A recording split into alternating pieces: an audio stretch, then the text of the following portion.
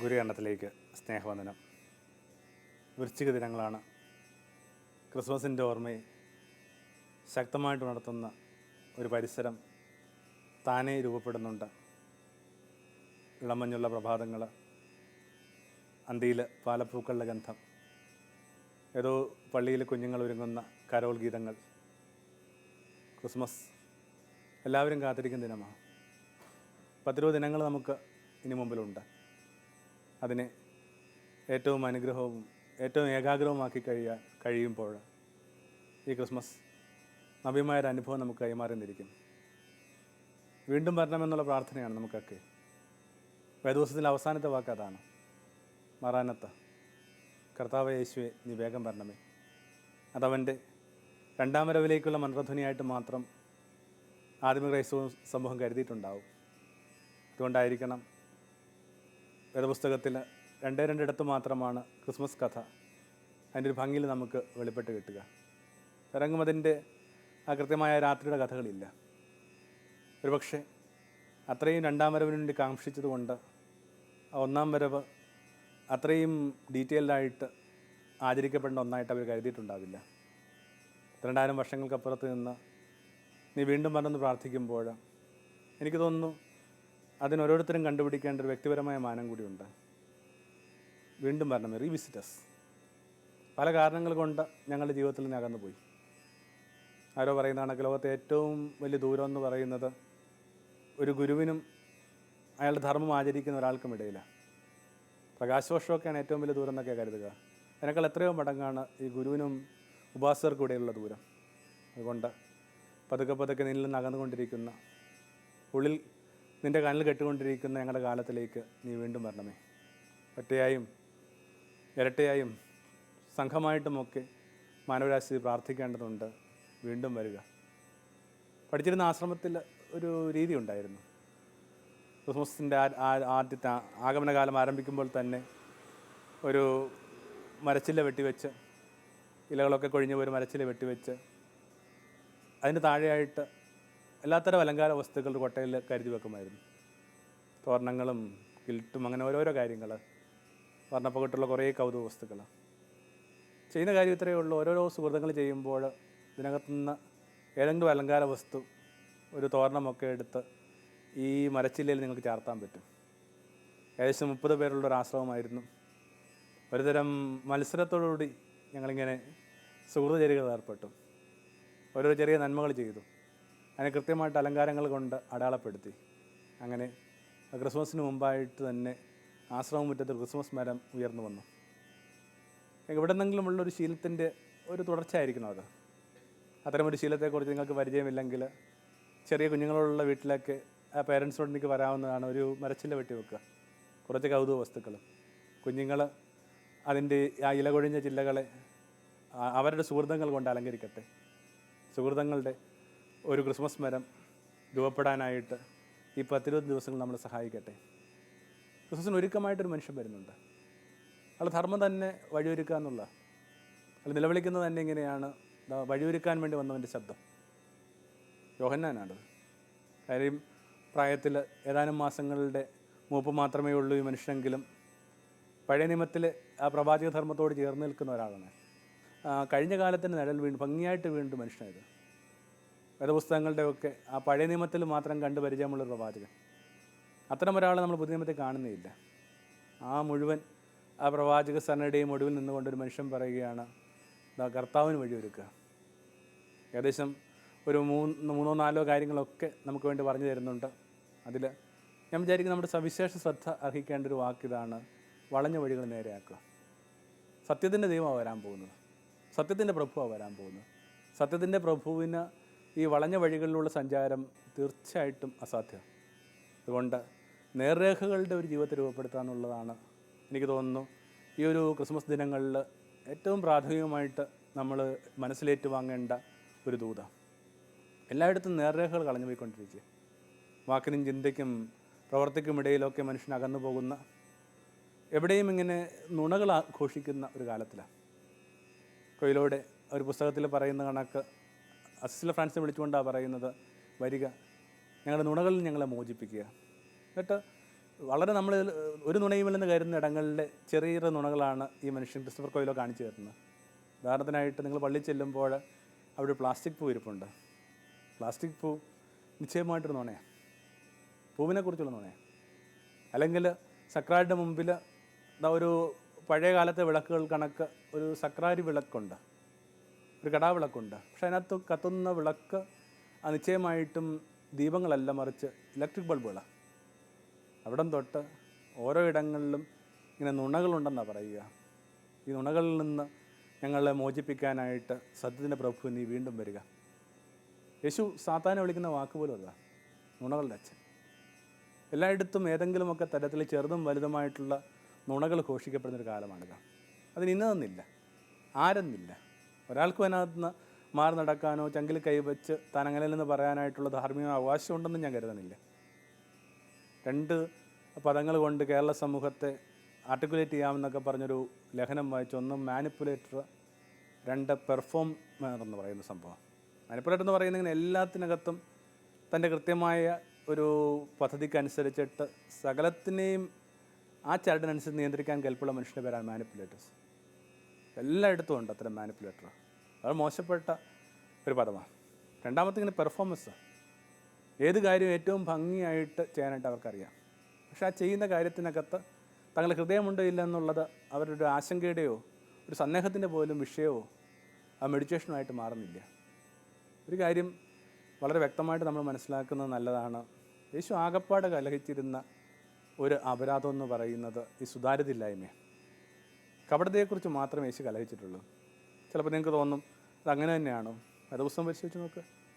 ഇത് നമ്മൾ ഗൗരവമെന്ന് കരുതുന്ന എല്ലാ അപരാധങ്ങളോടും മേൽ പാപം ചേരുന്ന് പറഞ്ഞിട്ട് ഇങ്ങനെ തോളത്ത് തട്ടി മുമ്പോട്ട് പോയ ആളുടെ, അല്ലെങ്കിൽ മുമ്പോട്ട് പോകാൻ പ്രേരിപ്പിച്ച ആളുടെ പേരാണ് യേശു. ഉദാഹരണത്തിന് എല്ലാ കാലങ്ങളിലും മനുഷ്യൻ വളരെ ഗൗരവമായിട്ട് കരുതുന്ന ഈ ശരീരത്തിന് ഇടർച്ചകളാണ്. അത്രയും ശരീരത്തിന് ഇടർച്ചകളിൽ പെട്ടുപോയ സ്ത്രീയുടെ എന്താ പറയുന്നത്? സ്ത്രീയെ. ആ വാക്ക് ശ്രദ്ധിക്കണം, സ്ത്രീയെ. അത് തൻ്റെ അമ്മമേരിക്ക് വേണ്ടി മാത്രം കരുതി വെച്ചിരുന്ന വാക്കാണ്. വേദോസ്തത്തിൽ 2 ഇടത്താണ് ഇങ്ങനെ അമ്മമേരിക്കും പിന്നെ ഈ തെറ്റിൽ പിടിക്കപ്പെട്ട സ്ത്രീക്കും വേണ്ടി മാത്രമാണ് യേശു ആ വാക്ക് കരുതി വെക്കുക. കുലീനയായ സ്ത്രീ എന്നതിൻ്റെ അർത്ഥം. ഇപ്പോൾ ഒരാളെയും അവർ ഇടർച്ചകളുടെ പാളിച്ചകളുടെ പേരിൽ യേശു കലഹിച്ചിട്ടില്ല, ശകാരിച്ചിട്ടില്ല, നിന്ദിച്ചിട്ടില്ല, ഏതെങ്കിലും തരത്തിൽ തലകുനിക്കാനായിട്ട് അനുവദിച്ചിട്ടില്ല. പക്ഷേ നിരന്തരം യേശു കലഹിച്ചുകൊണ്ടിരുന്ന ഒരൊറ്റ അപരാധത്തോടായിരുന്നു, കപടതയെക്കുറിച്ചായിരുന്നു. ഓരോ ഇടങ്ങളിലുള്ള കപടതയെക്കുറിച്ചായിട്ട് ഇങ്ങനെ യേശു അത് പറഞ്ഞു തുടങ്ങുമ്പോൾ യേശുവിൻ്റെ വാക്കുകൾക്കകത്ത് പൊതുവെ അവൻ പുലർത്താത്ത വിധത്തിൽ ഇങ്ങനെ കഠിന പദങ്ങളുടെ ഈയും ഗന്ധമൊക്കെ ഇറങ്ങി വരുന്നതായിട്ട് നമുക്ക് തോന്നുന്നു. വെള്ളയടിച്ച കുഴിമാടങ്ങളെന്നൊക്കെ വിളിക്കുമ്പോൾ പക്ഷെ എന്ത് കഠിനമായ പദപ്രയോഗം നടത്തുന്ന. പൊതുവെ നമ്മൾ യേശുവിൻ്റെ പദാവലിയെ കരുതുന്നത് വളരെ സൗമ്യവും മൃദുലവും ഒരു തരത്തിലും ആരെയും ഭാരപ്പെടുത്താത്ത ഒന്നാണ്. പക്ഷേ ഈ ഒരു കുഞ്ഞു വാക്ക് ശ്രദ്ധിച്ച് നോക്കുക, വെള്ളയടിച്ച കുഴിമാടങ്ങൾ. ഇത് നിങ്ങൾ എന്തുമാത്രം കാര്യങ്ങൾ ഭംഗിയായിട്ട് അലങ്കരിച്ചാലും ഇതിനകത്ത് എന്തൊക്കെയാണ്, അവിടുത്തെ ചങ്കിൽ എന്തൊക്കെയാണ് ഉള്ളത്? പലതരത്തിലും പല രീതിയിലുമൊക്കെ ഉള്ള ആ മനുഷ്യരെ ഏകാഗ്രതയിലേക്ക് നയിക്കുക. സത്യം എന്ന് പറയുന്നത് ഇങ്ങനെ ഒറ്റയാകുക എന്നുള്ള സത്യം. വാക്ക്, ചിന്ത, പ്രവൃത്തി, ഇടപെടലൊക്കെ ഇങ്ങനെ ഒരൊറ്റ ഇതിൽ ബിന്ദുവിൽ സമന്വയിക്കുമ്പോൾ, ഒറ്റ ബിന്ദുവിൽ ഇങ്ങനെ സംഭവിക്കുമ്പോൾ വിളിക്കേണ്ട വാക്കാണ് സത്യം. അതിലേക്കായിരുന്നു യേശുവിൻ്റെ എല്ലാ ക്ഷണവും. അതുകൊണ്ടാണ് വേദോസ്തലൊരു കുഞ്ഞ് വാക്ക് പോലും ചിലപ്പോൾ ഞാൻ വിചാരിക്കുന്നു നമുക്കെതിരായിട്ടുള്ള ആരോപണം. ഒരാളുടെ ഉള്ളിൽ ഒരു തിന്മയുടെ ഒരു കുടിയേറ്റമുണ്ടെന്ന് മനസ്സിലാക്കിയിട്ട് യേശു ആ തിന്മയോട് പുറത്തു വരാൻ വേണ്ടി പറയുക. എന്നിട്ട് അതിനു മുമ്പായിട്ട് അയാളോട് ചോദിക്കുന്നുണ്ട്, നിൻ്റെ പേരെന്താ? അയാൾ പറയുന്ന വാക്കിതാണ്, എൻ്റെ പേര് ലജ്യോൺ എന്നാണ്. ലജ്യോൺ എന്ന് പറയുന്നത് ഇങ്ങനെ കുറേ അധികം ഭടന്മാരുള്ള ഒരു വ്യൂഹം, വിശേഷിച്ചും ആ റോമ സംസ്കാരവുമായി ബന്ധപ്പെട്ട ആ ഒരു സൈനിക വ്യൂഹത്തിൻ്റെ പേരാണ് ലജ്യോൺ. ഹൺഡ്രഡ്സ്, ഞങ്ങൾ 100 കണക്കിന് ആൾക്കാരാണെന്നാണ് പറയുന്നത്. നിങ്ങളുടെ മുമ്പിലുള്ള ഞാനല്ല ശരിക്കുള്ള ഞാൻ, എൻ്റെ പിയർ ഗ്രൂപ്പിലുള്ള ഞാനല്ല, എൻ്റെ വീടിനകത്തുള്ള ഞാൻ, ഉറക്കരയിലുള്ള നിങ്ങളല്ല, പൊതുവേദിയുള്ള നിങ്ങളാണ്. അങ്ങനെ വേണമെങ്കിൽ ഇങ്ങനെ 100 ഇടങ്ങളിൽ 100 തരം മനുഷ്യരെ ഓരോരോ ഫ്രാഗ്മെൻറ്റുകളായിട്ട് മാറുന്നു. ഇതിൻ്റെ എതിർ ദിശയിലുള്ള പ്രതീകങ്ങൾ യേശു ധരിച്ചിരുന്ന വസ്ത്രത്തെക്കുറിച്ചുള്ള സൂചന, തുന്നലില്ലാത്ത അങ്കി എന്ന് നമ്മളതിനെ പറയുന്നു. പിന്നെ 153 മത്സ്യം കുരുങ്ങിയിട്ടും പൊട്ടാത്ത വലയുടെ കഥയുണ്ട്. നത്താനിൽ എന്ന് പറഞ്ഞ ചെറുപ്പക്കാരനെ കാണുമ്പോൾ യേശുവിനെ വിളിച്ച ആ പുതിയ ഇസ്രായേൽക്കാരൻ എന്നുള്ള വിശേഷണം, ഇതൊക്കെ ഇങ്ങനെ കുറേ കൂടി ഏകാഗ്രമായൊരു ജീവിതത്തിലേക്ക്, കുറേ കൂടി ഇൻറ്റഗ്രിറ്റിയുള്ള സമൃദ്ധിയുള്ള ജീവിതത്തിലേക്കുള്ള ക്ഷണം. തുന്നില്ലാത്ത അങ്കി എന്നത് തന്നെ ഇങ്ങനെ അകവും പുറവില്ലാത്ത ജീവിതം. എങ്ങനെയാണ് ഈ ഉടുപ്പിനൊക്കെ ഈ അകവും പുറം ഉണ്ടായത് ഒരൊറ്റ ഫാക്ടർ ഉണ്ട്. അതിൻ്റെ തുന്നലുണ്ടെങ്കിൽ നിശ്ചയമായിട്ട് അകവും പുറം, ഇല്ലെങ്കിലോ? അങ്ങനെ അകവും പുറവും ഒന്ന് തന്നെയായ മനുഷ്യർ, അടിമുടി ഒന്നായി തന്നെയായ മനുഷ്യർ, വൺ സെയിം ആൻഡ് ഹോൾ. എവിടെ നിന്ന് എടുത്താലും ഏതിടത്ത് വെച്ച് കണ്ടാലും ഈ മനുഷ്യർ ഒന്ന് തന്നെ. അവർക്കിങ്ങനെ സ്വകാര്യ ജീവിതവും അവരുടെ പരസ്യജീവിതവും തമ്മിൽ ഒരു യാതൊരു വിധത്തിലും വ്യത്യാസമില്ല. എന്തുകൊണ്ടാണ് ഗാന്ധിയൊക്കെ ഈ ജനമധ്യത്തിലായിരിക്കാനായിട്ട് എപ്പോഴും ആഗ്രഹിച്ചത്? ആ മനുഷ്യൻ തന്നെ സ്വകാര്യ ജീവിതത്തിൽ വിശ്വസിച്ചിട്ടില്ല. കാരണം ഇവയ്ക്കിടയിൽ യാതൊരുവിധ വേർതിരിവുകളും ഈ മനുഷ്യൻ ഒരിക്കലും അനുഭവിച്ചിട്ടില്ല. യേശുവിൻ്റെ തന്നെ കാര്യം എടുത്തു കഴിഞ്ഞാൽ നമുക്ക് മനസ്സിലാകും. ഒരു പക്ഷേ ലോകത്തിങ്ങനെ സ്വകാര്യ ജീവിതം ഇല്ലാതെ പോയ ഒരു മനുഷ്യൻ എന്ന് പറയുന്നത്, ഒരു ഗുരു എന്ന് പറയുന്നത് യേശു തന്നെ ആയിരിക്കണം. പക്ഷേ എല്ലാവർക്കും അവരുടേതായ ഒരു ധ്യാനമൊന്ന് വിശേഷിപ്പിക്കാവുന്നു, അല്ലെങ്കിൽ കുറേ കൂടി നിഗൂഢ ഭാവങ്ങളൊക്കെ അണിഞ്ഞിട്ടുള്ള ഏതൊക്കെയോ ഒരു പിൻവാങ്ങലുണ്ട്. റസ് ഈ മനുഷ്യൻ എപ്പോഴും അവരുടെ മധ്യയായിരുന്നു. അവർ അമരങ്ങളിൽ കിടന്ന് അന്തി ഉറങ്ങി, അവരുടെ വയലേലകൾ വിശ്രമിച്ചു. അങ്ങനെ ഒരു പ്രൈവറ്റ് ലൈഫ് എന്ന് പറയുന്ന ഒന്നില്ലാത്ത ഒരു മനുഷ്യൻ, അല്ലെങ്കിൽ രണ്ടും ഒന്ന് തന്നെയായിട്ടുള്ളൊരു മനുഷ്യൻ. പിന്നെ ഈ പറഞ്ഞൊരു വിശേഷണം കൂടി ഒന്ന് നമ്മുടെ മെഡിറ്റേഷൻ വെച്ചാൽ നല്ലതാണ്. ഒരു ചെറുപ്പക്കാരനെ കാണുമ്പോൾ യേശു അയാളെ വിളിച്ച വാക്ക്, നീ പുതിയ ഇസ്രായേൽക്കാരനാണ്. എന്താണ് എൻ്റെ പശ്ചാത്തലം എന്ന് വെറുതെ ഒന്ന് വേഗത്തിൽ മനസ്സിലാക്കിയാൽ നല്ലതാണ്. യേശുവിനെക്കുറിച്ചുള്ള ചില നല്ല വർത്തമാനങ്ങൾ കേട്ട് കഴിഞ്ഞപ്പോൾ ഈ നത്താൻ എന്ന് പറഞ്ഞ ചെറുപ്പക്കാരൻ പറഞ്ഞു, നസ്രത്തിൽ നിന്നൊരു നന്മയും വരില്ല. എനിക്കൊന്ന് വേദപുസ്തകത്തിൽ ഇത്രയും കാറ്റഗോറിക്കലായിട്ട് യേശുവിൽ ഡിനൈ ആയിട്ടുള്ള ഒരാളും ഉണ്ടാവില്ല. എന്നിട്ട് ആ ചെറുപ്പക്കാരൻ അന്തിയിൽ യേശുവിൻ്റെ ഇടയിലേക്ക് വരുമ്പോൾ യേശു അവനെ നോക്കിക്കൊണ്ട് പറഞ്ഞ വാക്കാണ്, ഇതാ നിഷ്കപടനായ ഇസ്രായേൽക്കാരൻ. കാരണം ഈ കപടത എന്ന് പറയുന്നൊരു വാക്കുമായി ബന്ധപ്പെട്ട് രൂപപ്പെട്ട ഒരു വ്യക്തിയുണ്ട് വേദപുസ്തകത്തിൽ, പഴയ നിയമത്തിൽ, യാക്കോബിന് കിട്ടിയ പേരാണ് ഇസ്രായേൽ. കഥകളൊക്കെ മിക്കവാറും എല്ലാവർക്കും അറിയാം. ഇങ്ങനെ പായസക്കോപ്പ കൊടുത്ത് ജ്യേഷ്ഠൻ്റെ ജന്മാവകാശം സ്വന്തമാക്കി, ജ്യേഷ്ഠൻ്റെ വേഷം ധരിച്ച് അപ്പൻ്റെ അടുക്കൽ പോയിട്ട് അപ്പൻ്റെ ആശീർവാദം സ്വന്തമാക്കി. അപ്പൻ അന്ധനാണ്. എന്നിട്ട് അന്ധനായ അപ്പൻ ഇങ്ങനെ കൈകൊണ്ടൊക്കെ തപ്പി നോക്കിയിട്ട് പറയുന്നുണ്ട്, ഇതിൻ്റെ ശരീരം ഏസാവിൻ്റെ കണക്ക് തന്നെയാണ്, പക്ഷേ ശബ്ദം യാക്കോബിൻ്റെതാണ്. ആരെങ്കിലും വിചാരിക്കുന്നുണ്ടോ ഈ പേരൻസിനെയൊക്കെ കബളിപ്പിക്കാനായിട്ട് ഏതെങ്കിലും മക്കൾക്ക് പറ്റുമെന്ന്? ചെറുശ്ശേരിയുടെ ഭൂതപ്പാട്ട് ഓർക്കുന്നു. ഇങ്ങനെ ചെറിയ പള്ളിക്കൂടത്തിൽ പോയ കുഞ്ഞിനെ ഭൂതം എടുത്തുകൊണ്ട് പോയി, വാത്സല്യത്തിന് വേണ്ടി കൊണ്ടുപോകാന്നൊക്കെയാണ് വെപ്പ്. അമ്മ ഈ ഭൂതത്തിന് പിന്നാലെ നടന്ന് തൻ്റെ കുഞ്ഞിന് വേണ്ടി ഇങ്ങനെ അപേക്ഷിച്ച് ഓരോരോ കാര്യങ്ങൾ വെച്ച് നീട്ടുന്നു. ഭൂതത്തിന് അതൊന്നിനോട് ആവശ്യമില്ല. അവസാനം അമ്മ തൻ്റെ കണ്ണ് ചൂഴ്ന്നു കൊടുക്കുക. അതിനകത്ത് മനമലിഞ്ഞ ഭൂതം എന്നാലും കുഞ്ഞിനെ കൊടുക്കാനായിട്ട് ആകുന്നില്ല. അന്ധ്യായ അമ്മയെ പറ്റിക്കുന്ന എളുപ്പമാണെന്ന് ഓർത്തിട്ട് ഒരു മായ കൊണ്ട് ഒരു കുഞ്ഞിനെ സൃഷ്ടിച്ച് അമ്മയുടെ കയ്യിലേക്ക് കൊടുക്കുമ്പോൾ അമ്മ ആ കുഞ്ഞിനെ കയ്യിൽ എന്തിയിട്ട് കൃത്യമായിട്ട് തൻ്റെ കുഞ്ഞെല്ലാം തിരിച്ചറിയുന്നുണ്ട്. അപ്പോൾ ഒരു തരത്തിൽ മാതാപിതാക്കന്മാരെയൊക്കെ പറ്റിക്കാനായിട്ട് പറ്റില്ലെന്നൊക്കെ പറഞ്ഞാൽ പോലും അത് കൃത്യമായിട്ട് സ്വാഭാവികമായിട്ട് ഏസാവും മനസ്സിലാക്കിയിട്ടുണ്ട്. എന്നിട്ട് അയാളുടെ കയ്യിൽ നിന്ന് ഈ അനുഗ്രഹം യാക്കോബ് സ്വന്തമാക്കി. യാക്കോബ് അലഞ്ഞു നടന്നു. ഈ യാക്കോബിന് കിട്ടിയ പേരാണ് ഇസ്രായേൽ. ഇത് പുതിയ ഇസ്രായേലാണ്, നിഷ്കപടനായ മനുഷ്യനാണ്. എന്നിട്ട് ഈ പഴയ യാക്കോബിൻ്റെ പശ്ചാത്തലത്തിൽ ചില കാര്യങ്ങൾ ഈ പുതിയ ഇസ്രായേലിന് പറയുന്നുണ്ട്. എന്താണത്? സ്വർഗം തുറക്കുന്നതും മാലാഖമാർ ഗോവണിപ്പടികളിലൂടെ കയറുകയും ഇറങ്ങുകയും ചെയ്യുന്ന നീ കാണും. ഇത് യാക്കോബ് കണ്ട ബെത്തൽ ദർശനം. എനിക്ക് തോന്നുന്നു ഈ ഒരു തിരുവചനത്തിന് ക്രിസ്മസ് നാളുകളിൽ വലിയ പ്രസക്തിയുണ്ട്. ഇടയന്മാരായിരുന്നു ആ ദേശത്തെ ഏറ്റവും നിഷ്കളങ്കരായ മനുഷ്യർ. അവരുടെ ജീവിതത്തിലേക്ക് മാലാഖമാർ ഗ്ലോറിയ ഗീതങ്ങൾ പാടി അവരുടെ സ്വപ്നങ്ങളുടെ ആ ഇടനാഴിലൂടെ കയറുകയും ഇറങ്ങുകയും ചെയ്ത് നിങ്ങൾ കാണുന്നില്ലേ? അപ്പോൾ നിഷ്കളങ്കരായ മനുഷ്യർക്ക് ലഭ്യമാകുന്ന ഒരു ദൈവിക ദർശനത്തിൻ്റെ ആ കാഴ്ചയുടെ ആനന്ദം സ്ഫുരിപ്പിച്ചുകൊണ്ടാണ് ക്രിസ്മസ് കഥ ആരംഭിക്കുന്നത്. നിഷ്കളങ്കതയ്ക്കും നിർമ്മലതയ്ക്കുമൊക്കെ നൈർമല്യത്തിനുമൊക്കെ ഇനിയും ഇടമുണ്ടെന്ന് ഓർമ്മിപ്പിക്കാൻ വേണ്ടിയാണ് ക്രിസ്മസ്. വളഞ്ഞ വഴികൾ നേരെയാക്കുക. സിൻസെറിറ്റ് എന്ന് പറയുന്ന വാക്ക് വരുന്നത് സീനെ സെറ എന്ന് പറയുന്ന 2 ലാറ്റിൻ പദങ്ങളിൽ നിന്നാണ്. അതിങ്ങനെ പഴയ കാലങ്ങളിലൊക്കെ ഇങ്ങനെ തടികൾ മനുഷ്യൻ തടിത്തരങ്ങൾ നിർമ്മിക്കുമ്പോൾ സ്വാഭാവികമായിട്ട് അതിനിങ്ങനെ കുത്തും ബോധമൊക്കെ ഉണ്ടാകും. അത് മറക്കാനായിട്ട് അതിന് മീതായിട്ട് ഇങ്ങനെ മെഴുക് തേക്കുന്ന പരിപാടിയുണ്ട്. അപ്പോൾ സെറ എന്ന് വെച്ചാൽ മെഴുകുന്ന അർത്ഥം. അപ്പോൾ ഒരു കഥ നിലയിൽ പോലും അവന് മനസ്സിലാക്കിയ കുഴപ്പമില്ല. ഒരു പ്രത്യേക കച്ചവടക്കാർ തീരുമാനിക്കുന്നു, ഞങ്ങളുടെ തടിത്തരങ്ങളെ അതിൻ്റെ എല്ലാത്തരം കുറവുകളോടും കൂടെ കൊടുക്കാനായിട്ട് തയ്യാറാണ്. ഒന്നും മറച്ചു പിടിക്കാൻ ഞങ്ങൾ താല്പര്യപ്പെടുന്നില്ല. അപ്പോൾ അതുകൊണ്ട് തന്നെ അവർ തങ്ങളുടെ തടിത്തരങ്ങളുടെ മീതെ ഇങ്ങനെ ഒരു മാർക്ക് ചെയ്യാൻ തുടങ്ങി, സീനെ സെറ, വിത്തൗട്ട് വാക്സ്. മെഴുകളില്ലാതെ നിൽക്കാൻ കഴിയുന്ന ഒരു പ്രക്രിയയുടെ പേരാണ് സിൻസിയറിറ്റി. ഒരു നാട്യങ്ങളുമില്ല, ഒന്നിനു മീതെയും ഒരു കെട്ടുകാഴ്ചകൾ രൂപപ്പെടുത്തുന്നില്ല. അതുകൊണ്ടൊക്കെ തന്നെ ആയിരിക്കണം വേദപുസ്തകത്തിൽ പുതിയ നിയമത്തിൽ വളരെ കഠിനമാണെന്ന് ഞാൻ വിചാരിക്കുന്നൊരു ഭാഗമെന്ന് വെച്ചെന്നാൽ യേശു അത്തിമരത്തെ ശപിക്കുന്ന കഥയാണ്. അതിനകത്ത് വളരെ കൃത്യമായിട്ട് പറയുന്നുണ്ട്, പഴങ്ങളില്ലാത്തൊരു കാലമായിരുന്നു. ഒരു ദേശത്തെ വൃക്ഷങ്ങൾ ഏതൊക്കെയാണെന്നും ആ വൃക്ഷങ്ങളുടെ പഴങ്ങളുടെ കാലം ഏതിൻ്റെ സീസൺസ് ഏതൊക്കെയാണെന്നുമൊക്കെ ആ ധാരണ ഉണ്ടാകുന്ന വിധത്തിലൊരു ഗ്രാമീണ മനുഷ്യനാണ് യേശു. എന്നിട്ടും പഴങ്ങളില്ലാത്തൊരു വൃക്ഷത്തെ യേശു എന്തിനാണ് ശപിച്ചത്? വേദപുസ്തകം വായിക്കുകയും പഠിക്കുകയൊക്കെ ചെയ്യുന്നവരെ വല്ലാതെ കുഴപ്പിക്കുകയും കുറച്ച് ഭാരപ്പെടുത്തുകയും ചെയ്യുന്ന ഭാഗം. ഇതിനെക്കുറിച്ചുള്ളൊരു പഠനം അല്ലെങ്കിൽ ഇതിനെക്കുറിച്ച് റിഫ്ലക്ഷൻ പറയുന്നത് എങ്ങനെയാണ്? അത് വളരെ അപൂർവമായിട്ട് പ്രവാചകന്മാർ ഉപയോഗിച്ച ഈ പാരബിൾ ഇൻ ആക്ഷൻ എന്ന് പറയുന്നൊരു കാര്യമാണ്. പഴയ നിയമത്തിലൊക്കെ നമ്മൾ കാണുന്നില്ലേ, ഈ കുടം പൊട്ടിച്ച് കളയുന്നതും അല്ലെങ്കിൽ ഉടുത്തിരുന്ന ഒരു വസ്ത്രം ഇങ്ങനെ പലയിടങ്ങളിലായിട്ട് കീറി ഒളിപ്പിക്കുകയൊക്കെ ചെയ്യുന്ന ഒരു സംഭവം കർമ്മത്തിലൂടെയുള്ള ഉപമ. കാരണം നമുക്കറിയാം, മനുഷ്യൻ കേൾക്കുന്നതിനേക്കാൾ കൂടുതൽ ഈ കാണുന്ന കാര്യങ്ങൾ രജിസ്റ്റർ ചെയ്യുന്ന ആൾക്കാരാണ്. അങ്ങനെയെങ്കിൽ യേശു ആ പ്രവാചകരുടെയൊക്കെ ആ രീതിയിൽ നിന്ന് തൻ്റെ ജീവിതത്തിൽ അനുവർത്തിച്ച ഏക പാരബിൾ ഇൻ ആക്ഷനാണ് ഈ അത്തിമരത്തെ ശപിക്കുന്ന കഥ എന്ന് പറയും. കാരണം അതിൻ്റെ പശ്ചാത്തലം കൂടി നോർത്താൻ നല്ലതാണ്.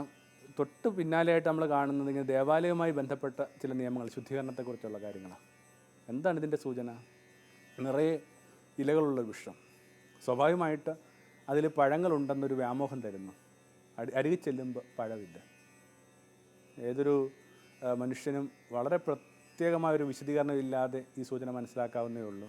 നമ്മുടെ ഒറ്റനോട്ടത്തിൽ നിറയെ ഫലങ്ങളുണ്ടെന്ന് തോന്നിക്കുന്ന മനുഷ്യർ, ഒറ്റനോട്ടത്തിൽ നിറയെ പച്ചപ്പുകളുണ്ടെന്ന് തോന്നിക്കുന്ന മനുഷ്യർ അടുക്കിലേക്ക് വരുമ്പോൾ അവരിലിങ്ങനെ ഈ പറയുന്ന ഒരു പഴങ്ങളും ഇല്ല.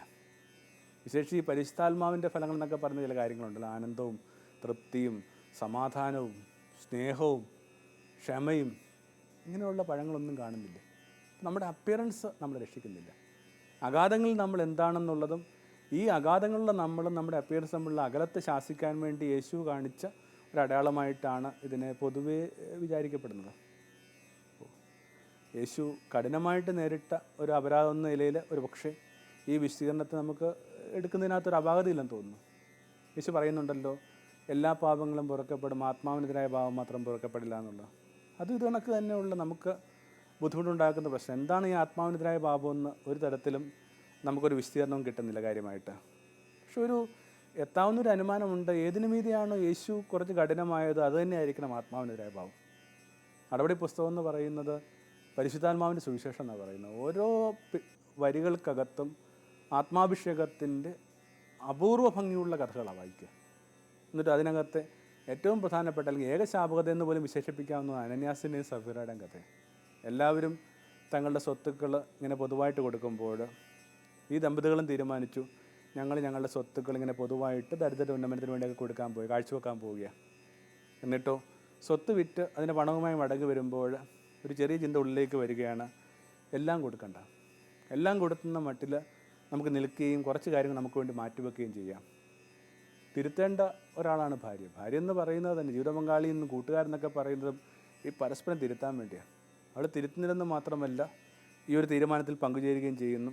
പിന്നീടുള്ള കഥ പക്ഷേ പറയാൻ തന്നെയൊക്കെ നമുക്ക് കുറച്ച് ബുദ്ധിമുട്ടുള്ളതെന്ന് ഓരോരുത്തരായിട്ട് പത്രോസിൻ്റെ അടുക്കൽ വരുന്നു, ഉണ്ടെന്ന് പറയുന്നു, അവൾ വീണ് മരിക്കുന്നു. കുറേ കഴിയുമ്പോൾ ഭാര്യ വരുന്നു, അവളും അത് തന്നെയാണെന്നുള്ളത് തന്നെ ആവർത്തിക്കുന്നു. തൻ്റെ ഭർത്താവിന് സംഭവിച്ചെന്തെന്നറിയാതെ അവളും വീണ് മരിക്കുന്നു. ഈ ഒരു പേടിപ്പെടുത്തുന്ന കഥ എന്തിൻ്റെതായിരിക്കണം? ഞാൻ വിചാരിക്കുന്നു കുറച്ച് സമൂഹത്തിന് വേണ്ടി ജീവിക്കേണ്ട മനുഷ്യരൊക്കെ ഇതിനെ മെഡിറ്റേറ്റ് ചെയ്യേണ്ടത്.